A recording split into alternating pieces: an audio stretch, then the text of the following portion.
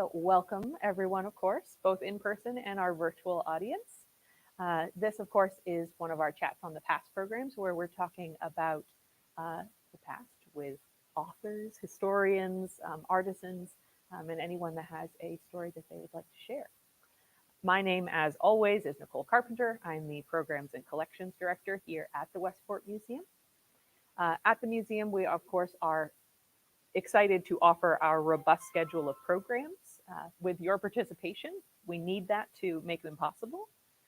Tonight, we do have a donation link on your screen if you are able to support the museum.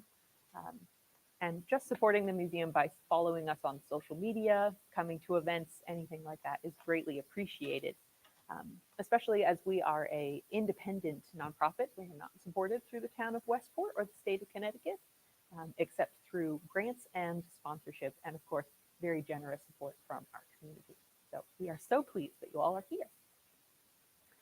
Coming up at the museum, we have already started our holidays programs, which is a celebration of all holiday traditions. This Saturday, December 2nd, we have our winter market, of course, where we will have many unique vendors, including Grandmother Piper. And we will be having many, many other things as well, including Santa. And then on the 12th of December, we are also hosting our first and hopefully many more cultural fellowship program, where we are having many different representatives to celebrate their diverse holidays. So we will be celebrating things like Diwali, Dongzhui, Yalda, and many, many others. And Shoran will be there with us for that evening as well. And of course, there will be tasty treats to be had that evening. So we do hope that you will come and try all of the holiday kind of treats. And lastly, of course, we have our escape room that is running until the end of June. So we encourage everyone to go onto our website, sign up for a 60-minute slot if they would like to, for some good kind of puzzle solving. And it is family friendly, so we would love to have you. At the end of our program tonight, we will have time for questions. So please do let us know if you have any questions. On the screen, we will have our moderator who will be calling out questions as well. So don't be afraid to input your questions online. Without any further ado, I would like to introduce our special guest this evening, of course, the Paugussett clan mother, Shoran, I'm going to say this right, Waupatukuay. Yes? Waupatukuay. Yeah. Excellent. Of course, our clan mother, Shoran. Her book, Red Road, Traditional Voice of Afro-Indigenous American, was published in 2021, and it's described as a place where you will learn and understand the true, real, authentic Afro-Indigenous American and Indigenous American traditional ways. Now, before we start our questions and reading from the book, we do want to bring to the forefront and acknowledge that we are on unceded lands here today. We are on the ancestral lands of the Paugussett people, and these lands were taken from them at what is today Westport in the 17th century. Of course, the Paugussett people are still very much a part of our community, but it's important to note that we've all benefited from their ancestral lands. And the museum's mission today is making history whole. It's kind of our tagline. And our collective story really begins with the first peoples of this region and of this country, and this area. So we're so thankful that you're here. Thank you. You're very welcome. So to start off this evening, I wondered if you would tell us just a little bit more about yourself, and tell us a little bit more about what your title of clan mother means in the tribe. My name is Shoran Waupatukuay Piper. In my language, Waupatukuay means white fawn. I'm the tribal head leader, clan mother of Golden Hill Paugussett tribe. I'm born and raised and still reside living on the reservation in Trumbull, which is the oldest continuing reservation since 1659. My nephew, who is the war chief, him and his family live in our other reservation in Colchester, because we have two reservations here in Connecticut. Author of the book Red Road. I'm medicine woman and spiritualist for my tribe. Also work with all the other tribes, which we're still continuing to work on the school curriculum for all the schools in Connecticut. So far, so good. Teaching first contact up until present time, and we're doing teachings from kindergarten up to college age. Also, a spokesperson on Indigenous rights, Two-Spirit Gender, and Missing Murdered Indigenous Women. So, tribal head leader, clan mother, it's a lot of responsibility. The position is higher than a chief's position. In a lot of tribes, you can have a chief or chiefess, which is male or female, and a clan mother, or you could just have a chief or a chiefess or just a clan mother. So, what kind of sums it up is the clan mother appoints positions, last say so, signs off on everything, vote, teaching, marriages, counseling, ceremonies. It's kind of like being like the president in Congress. That's an overseer of the whole United States kind of thing. So it's like an overseer of one big family, just preparing the youth and the future generations and just keeping the history alive, talking it and keeping the tribal name alive in the old traditional ways. I think it's important also to point out that Shoran does a lot of other things Oh, as yeah. well. Yeah. Shoran is always doing other Always, things, yeah. always advocating, but Mhm. you have other jobs as I, well. yeah, yes. So I do a lot of consulting work with a lot of museums, a lot of historical societies, schools. Do a lot of in-house, which is for tribal meetings and doings and ceremonies and gatherings. And then it's also intertribal. So intertribal is connected with all other tribes, speaking on panels, going to colleges, schools, universities, them coming and visiting the reservation, giving, the reservations open for tours. So it's a lot besides, mom and daughter, sister, auntie, school bus driver. So it's a lot. It's a lot. Yeah, it's a lot. Well, we are so excited to have such a Thank wonderful you. advocate, and you took the time to Yeah. come and speak with us. Thank you. Very, very busy lady. Thank you. So, Shoran, can you tell us a little bit more about what the Red Road is? I know that your book is an educational tool to talk about the culture traditionally, but can you touch on what that specifically means, the Red Road? Mhm. Well, red is the color that the spirit sees. It's the first color that spirit would see. It's also connected with missing murdered indigenous women because some of them who have passed on, it's their spirit. So we're just trying to call them, like calling them back home to give them a proper burial, for their soul, the spirit to rest easy. I have a script in my book with that. So, by walking the red road in your life, walking on the path with the spirituality inclined, you will find balance. Quick piece of that on the red road, but that's part of it. Absolutely. Hmm. And can you tell us more about the traditions that you speak about in the book? There are many that you speak about, but I wonder if you could just Yeah. tell us a little bit more about some of them. A lot of it is not mentioned in the book only because of cultural appropriation. And there's some things that we were taught growing up from our elders, whether it was in our tribe or intertribal other elders, and growing up around medicine men and medicine women, a lot of things that we could not speak of. So there's many things that we have to keep only in-house in the tribe because of cultural appropriation. So a lot of the ceremonies that are open to public or just friends of the tribe or supporters, we do like moon ceremonies, so like Grandmother Moon. So each month is a different cycle. It's a different moon time. So it could be like a hunting moon or it could be a harvesting moon. For American Indians, we literally have 3 Thanksgivings. So, and that goes by with the moon. And with the moon, it connects with the back of a turtle shell, which is the 13 moon. So it was a calendar for our ancestors. So they knew when it was time to harvest, when it was time to hunt, full moon, new moon. So it was a cycle. And that's how they used the calendar, was from using the back of a turtle shell because it has 13 spot little circle things on the shell. So the biggest thing is, our ceremonies and Grandmother Moon and doing things under her. But again, we have like 3 Thanksgivings throughout the year, which coincides with the moon and when you can harvest, when you give thanks for it could be berries, strawberries, whatever time of the moon and the cycle is on. We have naming ceremonies, which is like a baptismal. So when a baby is born, the elders, they'll have ceremony, they'll have vision, class, they'll go in the nipi, they'll pray to the ancestors and spirit guides to be guided on what to name the baby. And when the elder gets that name and shares it only privately with the rest of the elders until it's time to share that name, meaning, and message, they have a ceremony. And they wrap the baby and whatever the tribe's animal that they come from, like for our tribe is the Bear Clan. So we would wrap the baby or toddler, or if it was an adult getting another name, in bear like skin and fur and cloth, and there'd be a ceremony.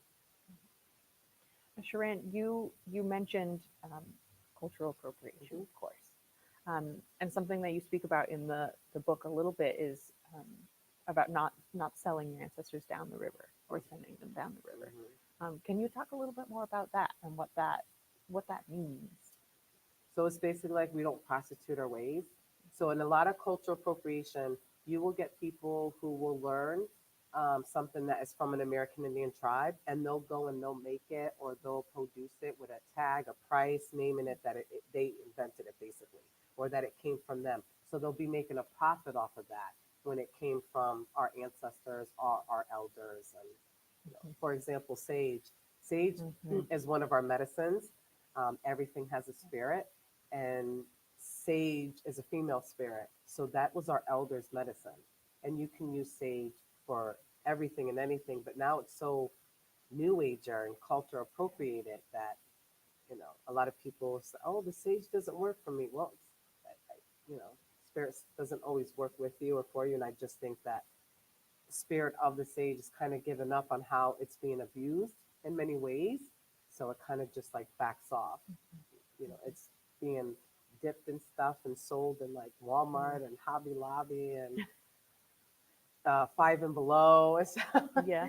We get it straight from indigenous land. And we don't really tell people where it comes from. But sage is used not just for cleansing, purifying, protecting, warding off, removing, cleanses out a lot of bacteria, a lot of viruses.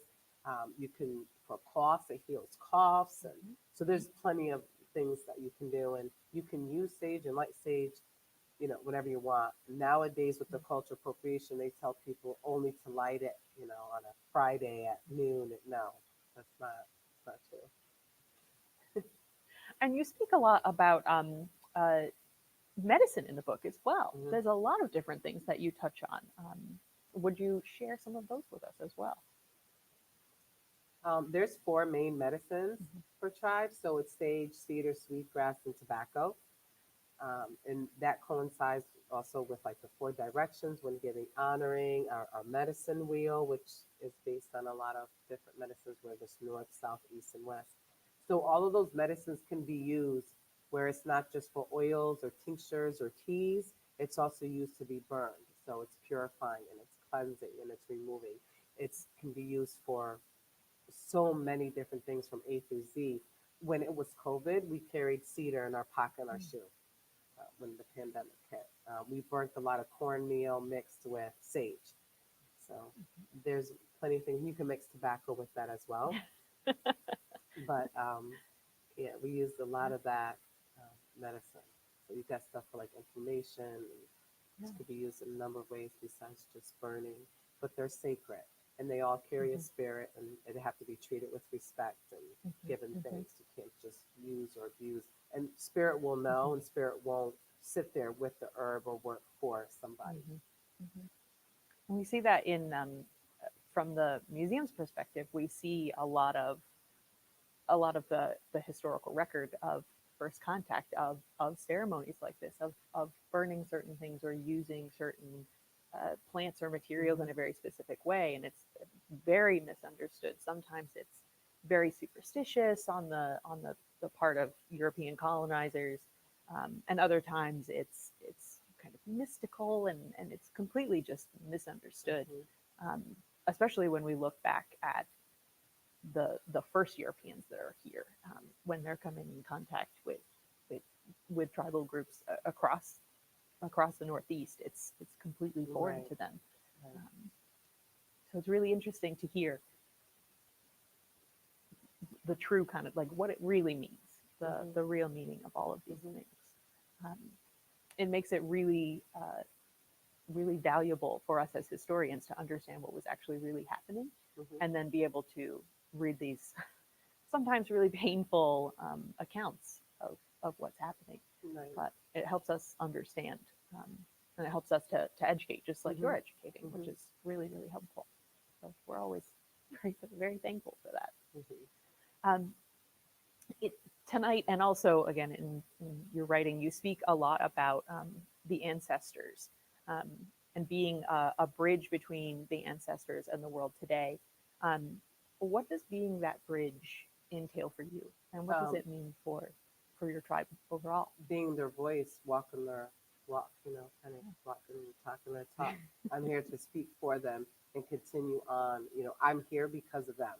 Or my grandmother paid me down, and my ancestors from the sky world and the stars and star people. So I have to continue walking for them and continue talking for them and continue carrying their traditional ways.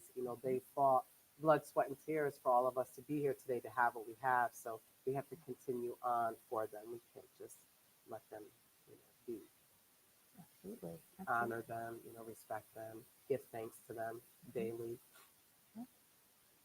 And kind of jumping off of that, what inspired you to, obviously you're living this all of the time, but what made you decide to write it down? I've always wanted to write books. Growing up, I used to tell a lot of different family members on my mom's side of the family and a few on my dad's side, especially my nephew, the war chief. I used to say I'm going to write a book, and there's a lot of books that I would say I'm writing. I'm want to write a book about my mother's side of the family. I said I want to write a book about growing up as an American Indian girl. I want to write a book about my dad. And then I said, oh, I'm going to write a book about this firehouse, because it was like an inside joke. I couldn't stand their alarm every time they had a call. So I was going to write a book, but there was so many books. I did a cookbook. When Kindle first came out, I have a cookbook when Kindle first came out on that with Amazon. So there was many things that, I wanted to write a book about. So, and I still have all that list and ideas, and so I just got to get on it. I just got to get on it. But yeah. We're looking forward to the next one. Yeah. But what specifically made this one happen more than the others? Just, I don't know, just you want to hear it straight from the horse's mouth. You want the truth. You want the honesty. You're not going to always find the truth, always like in a library, depending on what the library has or someone speaking it. So you're bringing awareness, and it's like the school curriculum. You want the real truth told of the history. And my publisher, we're great friends. We're also actually, I consider each other family, basically. So I would scratch like the friendship part. We're more than friends. We consider each other family.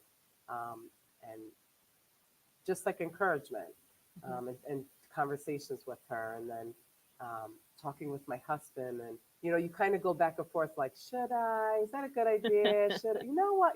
So you get a lot of support and conversations. So. Well, we're excited. We're excited that it's here. We're excited for what comes next. We hear many books are coming. Yeah. Yeah. And then speaking about one with ramen, so a few different things. But yeah, I have so many books. I just got to get on it. I got to get on it. I write everything down, so I need to just get that out now. Along with all of the other things you do. Yeah. If you could just get us another book, that would be great. Yeah. And what do you hope people take away from the book?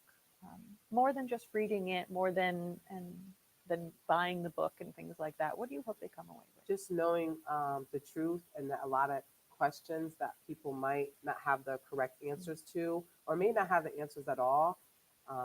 They'll know the actual truth and history, and bring more awareness, in knowing that. Because a lot of people will say that, well, I didn't know that, and there's questions, and they just never was taught that. They never heard that. So it's good to always keep that awareness going and that truth going, and you know the proper terminology, wording, and understanding. And you see a lot of things on TV. A lot of people think that all American Indians are gone, in like a black and white old cowboy movie, and it's not. So it's good for people to know what still is going on. Absolutely. That's something that we come across in the museum as well. A lot of the same reactions that I didn't know that, or why didn't I learn about this? And just especially the stories that are being uncovered and the stories that are being told today. Correct. Yeah. We're excited to There's be a part of that. yeah. There's also a lot of books um, that might be written about American Indian tribes, but it's not an American Indian who wrote those books. Same with African American. It's not, so where did they get their information from? They have permission to talk about that? And is it actual truth? So it's another thing. You don't really find many books anymore like that. Yeah, it's really important to have truth, but also from the people who experience that. It's really hard to understand those stories from a different perspective. Yeah, and then for some people, you just do it. If you have an idea, a goal, or a plan, and you think it's stupid, just do it. Just try it, because you never know. So, you never want to doubt yourself. Just push through and do it, and that's your idea. So, write that book. Shoran's going to be a new motivational speaker soon as well. We'll add that to the list. So I know that you have a few sections set aside that you're going to read for us, whatever sections you'd like. And then we're going to turn it over to all of you for any questions. So feel free whenever you'd like. Sure. So an opening prayer is all of my honorable ancestors, known and unknown, and Mother Earth. May I be your vessel and walk in your path of footsteps with peace and beauty on your sacred land that you once walked with pride, honor, and respect. Aho.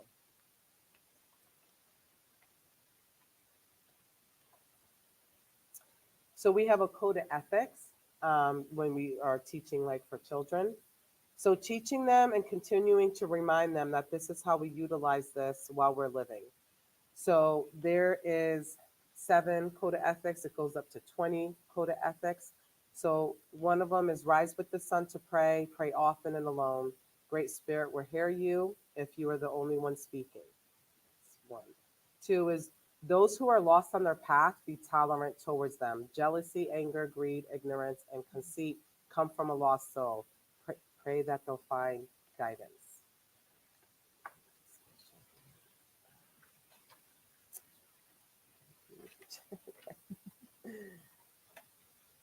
I don't want to give like too much away, so I just skip all around.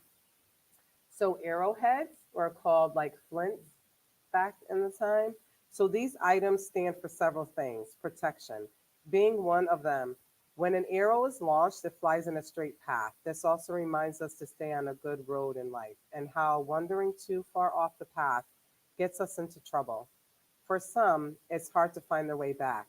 If it's made from a certain type of stone, it can be used to help to start fires. This reminds us to remember the past life when it was harder, and how tribal family all helped one another to survive. No disease, slavery, or pollution was present. The biggest loss here is the song of the birds and animals.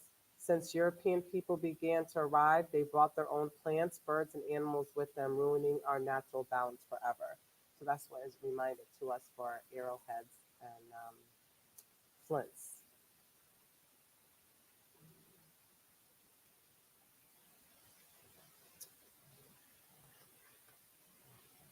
I didn't mark it because I wasn't too sure, but I will just read a quick piece of it. There are so many good. It's hard to choose It just is. one section. So I have a lot of people, like I said, read it really quickly in a day, a night. They can't put it down, and I'm already asked, is there going to be a part 2 to this, and things like this. So in this spiritual bundle section, it talks about how we got our medicine bundle. So this is So those traditionally gifted to provide these workings are spiritual leaders, healers, medicine women, medicine men. So this is how like our path is chose and how we're born with spiritual gifts and carrying the medicine bundle and how we're chosen. When I was 4 to 5 years old, my father, who was the chief of our tribe and a powerful medicine man, healer, and a seer, a legend they called him worldwide, he beaded a dead rattlesnake's full body into the loom, making a belt. Now, some would say, oh, the nerves of animals, reptiles move after it dies, but that wasn't the case. The rattlesnake was dead days before it beaded into the loom. Days later, the rattlesnake's head swelled up in the belt. The neighbor, who was a teacher, thought it was cool and wanted to show his kids in class. And this was actually a high school here in Monroe. Um, he had the belt on the dining room table, and his German shepherd was going crazy, growling and barking at the belt because it was shaking. The dog got a hold of it, chewed it up, and tore it apart to the point that there was nothing left but the actual loom. And I would just leave that as that, yeah. So I have a picture of me and my father at a table concerning a rattlesnake. And then I have my father, would he make all his beaded belts on the loom? He put medicine and different things into it. But he would draw in colored pencil design on it. And I have that belt. Yeah, that's really amazing. Thank you. Yeah. So we do want to turn it over to all of you if you have any questions. Of course, online, if you have any questions, please do put those in as well. Um, I want to thank you again. Yes, please take a moment. But if you have any questions, anything you'd like to ask, please do let us know. In room as well. Yeah.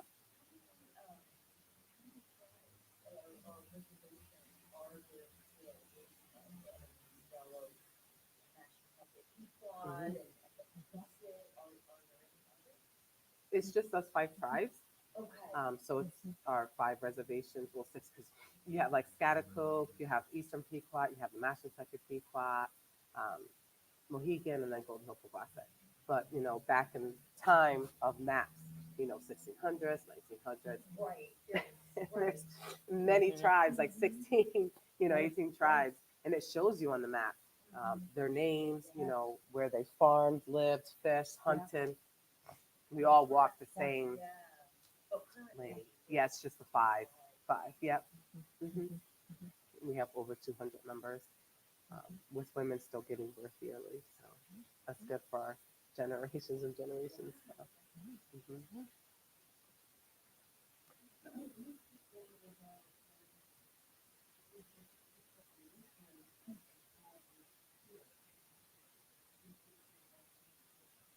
Yeah, so like our land claim, well, land claims they really call it. So our tribe has it all the way along up the Housatonic River, all the way up into like Greenwich, and past like going up to like New Haven counties and areas. So we have many, many lands that the Golden Hill Paugussett had lived on. Our original first reservation would have been Milford and Bridgeport. That's why they named it Street Golden Hill, with the sun rising to the east. So yeah, we're from all this whole area where we hunted and fished and lived.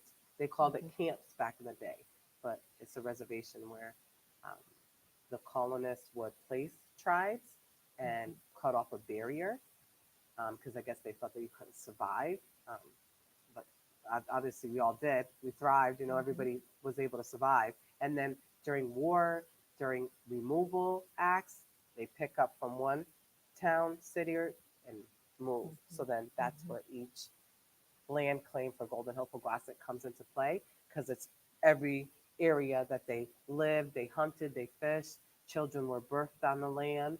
A lot of medicine and ceremonies and everything was put into those lands.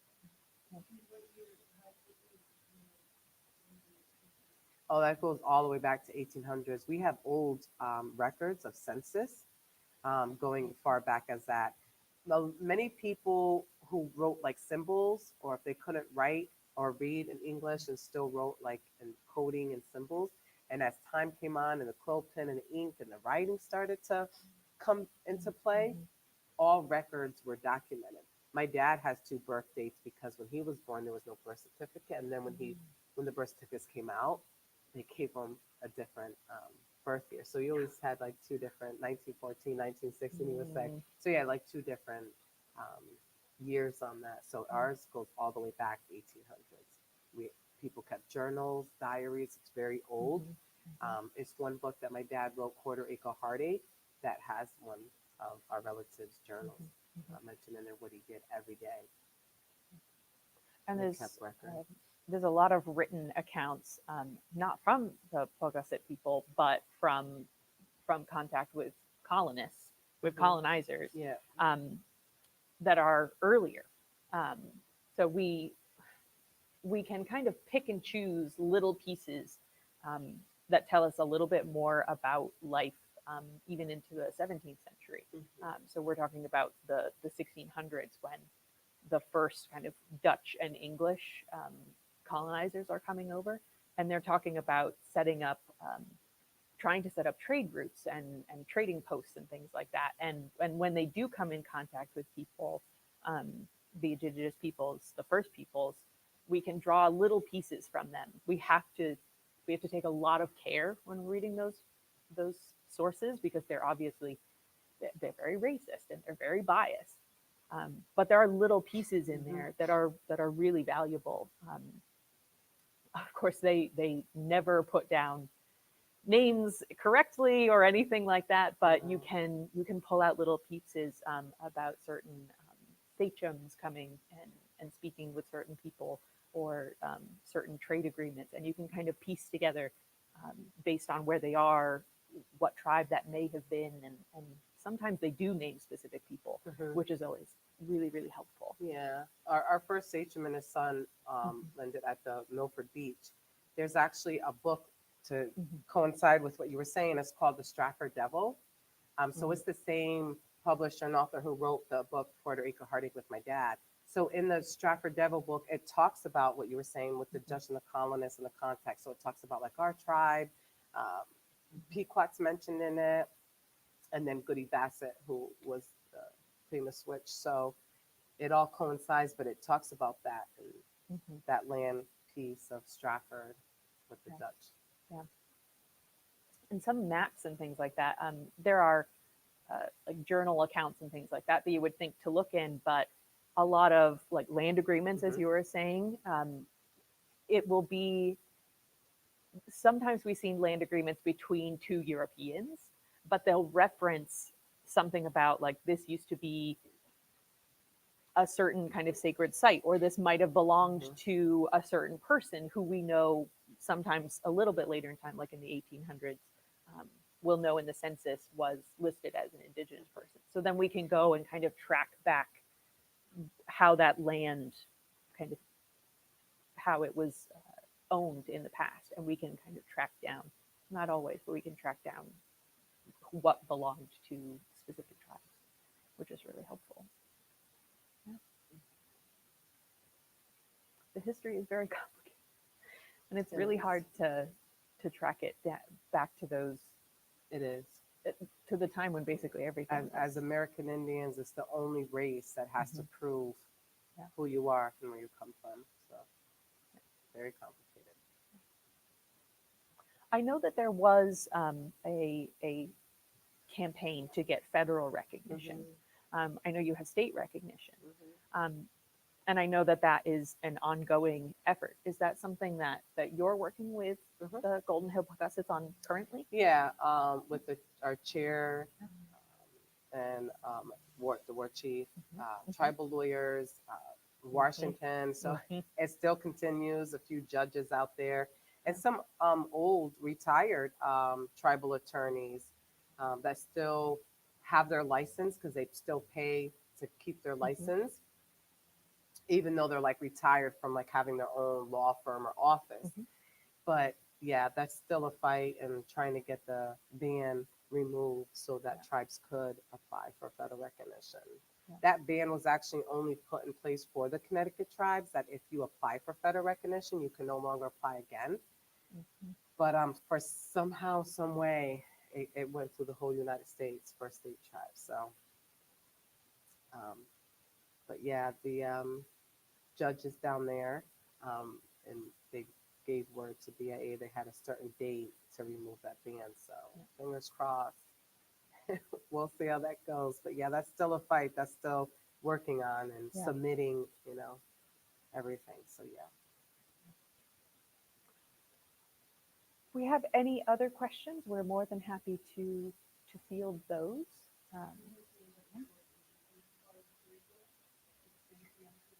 Um, I'm not sure. I think so in some grades. I do know that some teachers have already purchased it or put it through to have it purchased for like the class where they have Mhm. books and reading at the time during language and so on.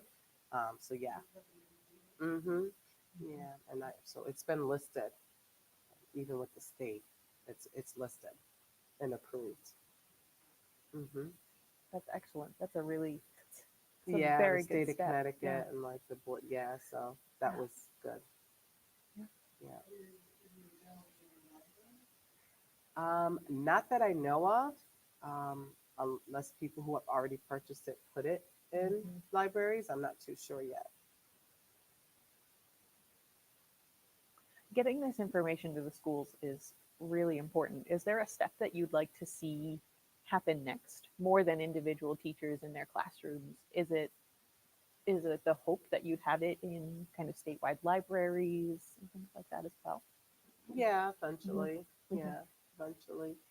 With the school curriculum, wishful thinking, it should happen a long time ago. I mean, it's better late than never. But Mhm. each tribe, we've worked together, and it's in one like Mhm. history book with other history stories. So it's kind of like you get a Mhm. chapter, but there's so much history there. There's so much history. Yeah. It's a lot. It's more than one chapter. Mhm. So I hope that one day each tribe is allowed to just have their own history textbook Mm. in the school curriculum. Um, you know, hopefully that's enough. Or even if it's just one textbook where it's all five tribes together. So There's a lot. yeah, it's a lot of history there. And we're teaching from like first contact Mhm. all the way up. And Which is just the smallest part of your history, because we know from not only written record but physical kind of archaeology and oral history and remembrances that there have been people here. The kind of the estimate that's given kind of generally is there have been people here for 7,500 years. So if we're just looking at from the 1600s, Mhm. it's such a small piece Mhm. of this story, of this Yeah. history. So Yeah. I hope that someday we can look at the whole story and not just Yeah. not Yeah. just when it was True. contact. Agree. Yeah. Well, thank you so much for being with us. You're welcome. Thank you. I want to thank all of you, of course, for being with us. I hope that you will be able to join us in the future. To everyone online, thank you so much for being with us. If you have any questions, feel free to put them in there. We're always happy to answer things afterwards. If we have a chance, we will, of course, send them over to Yeah. Shoran. Is there anything else you'd like to leave us with, Shoran? No, just many blessings to everybody, and thank you, and walk in peace and beauty. And please do look for Red Road as well. We would love to see Shoran have to scramble to get more boxes of books, because I know that we are low at the moment. So please do look for it as well. Thank you all so much. Have a good evening.